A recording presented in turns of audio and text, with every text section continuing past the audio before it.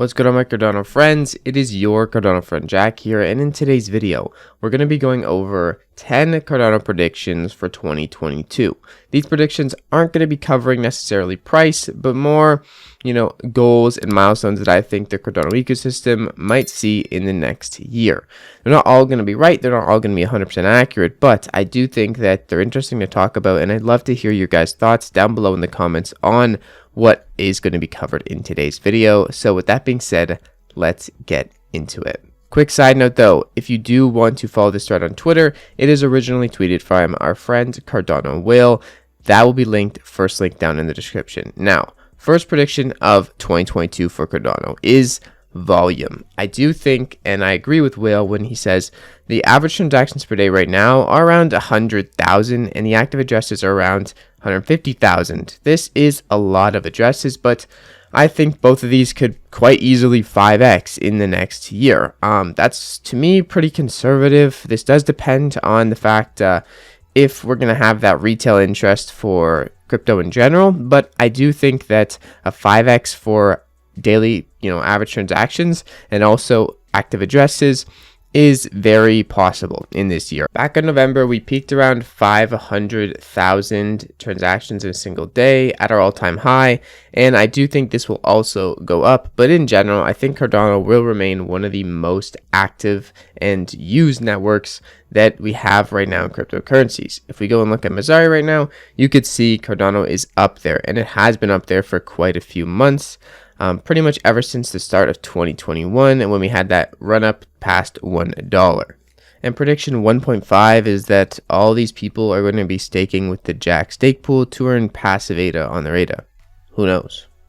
Nope, just kidding. Obviously, we can't have everyone in Jack stake pool, but I do think that the second prediction for 2022 is going to be something along the lines of NFTs and Ethereum creators coming from, Ethereum to show their faces on Cardano and start developing and making things in a more maybe feasible manner, but also just trying new things out on a different blockchain that they're not natively used to.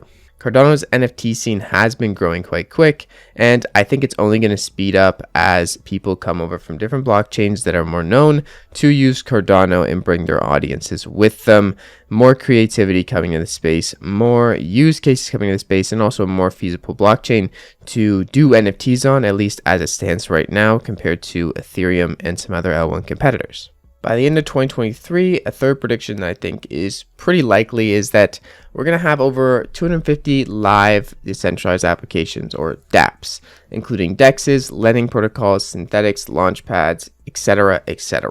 I think we're going to see a lot more people come on to Cardano just to add that extra layer of security or complexity with Cardano's EUTXO model and just all the benefits that come with using Cardano's model. So I do think that alone, even though we have over 60 plus dApps right now, that honestly 250 plus dApps is very conservative.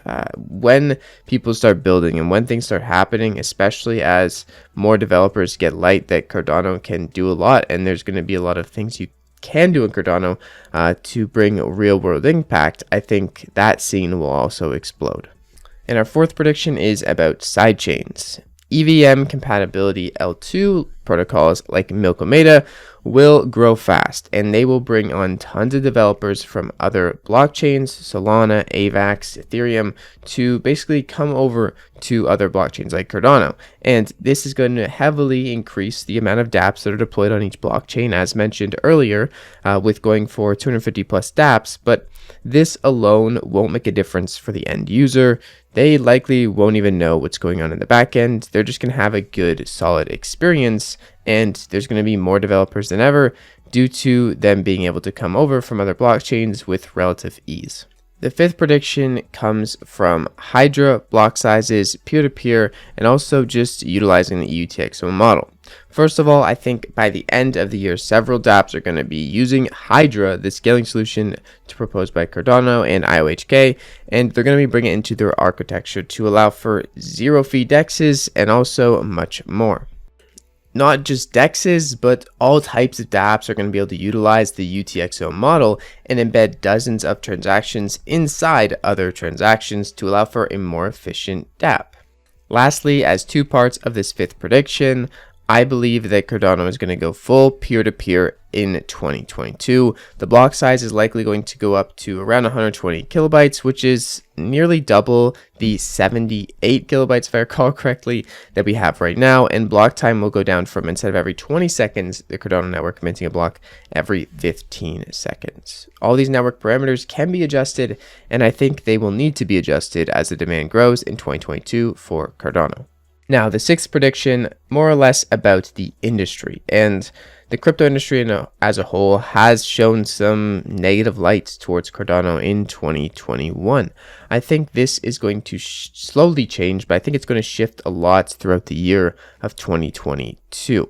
This is going to come from all types of people, like, Novogratz saying how Cardano is terrible, and now declaring he was long on ADA the whole time, maybe since the December 2021 bottom, or maybe Grayscale is going to release a Cardano fund, who knows. But those are things that I think might happen and could very likely happen as the tides of the crypto markets and the main crypto people who are coming from other blockchains realize that now that Cardano has DeFi and dApps, that maybe actually it's not a ghost chain.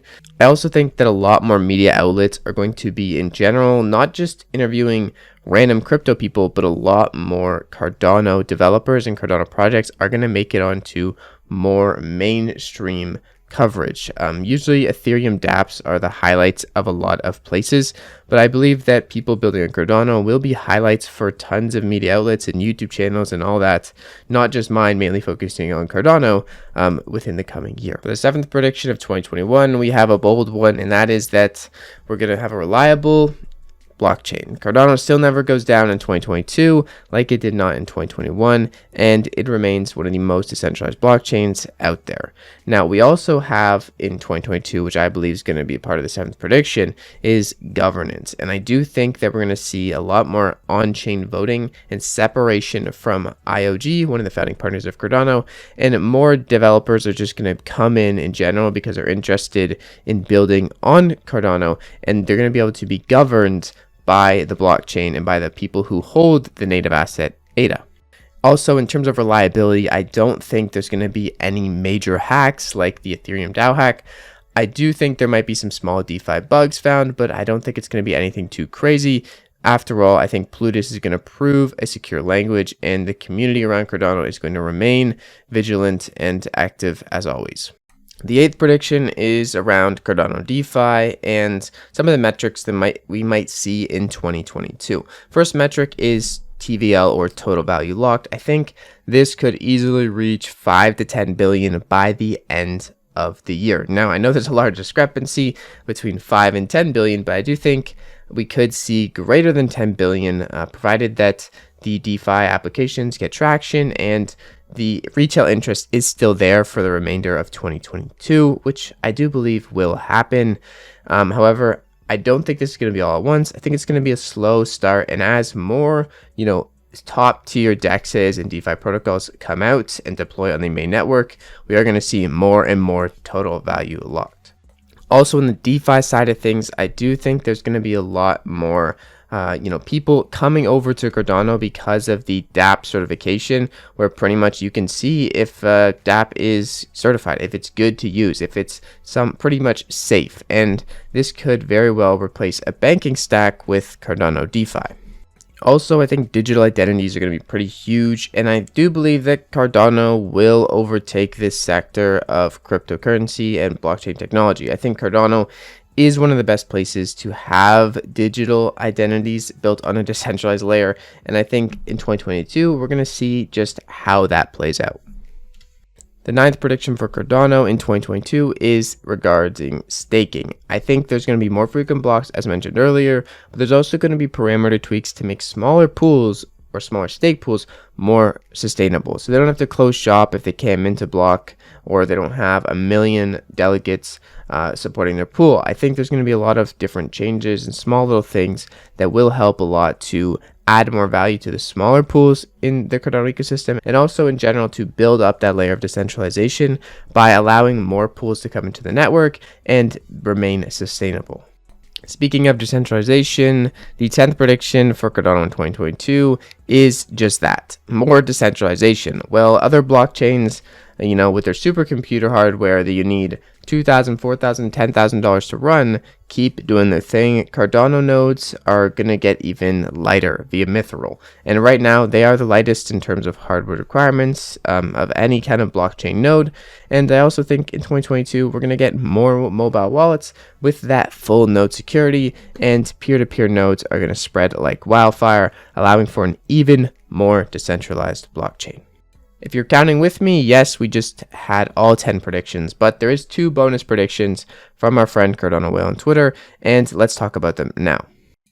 In general, the first bonus prediction is that civil disobedience is going to become more of a way of life, and instead of scalability, people are much more focused on decentralization and getting away from their local government. One last interesting prediction for 2022 and Cardano is that I think Bitcoin is going to remain the king, but I also think its dominance is going to decline quite a lot over the year, and as well as Ethereum's dominance is also going to decline in terms of the smart contract L1s, and not just Cardano, but other smart contract L1s are going to come to consume a lot of that dominance throughout the year.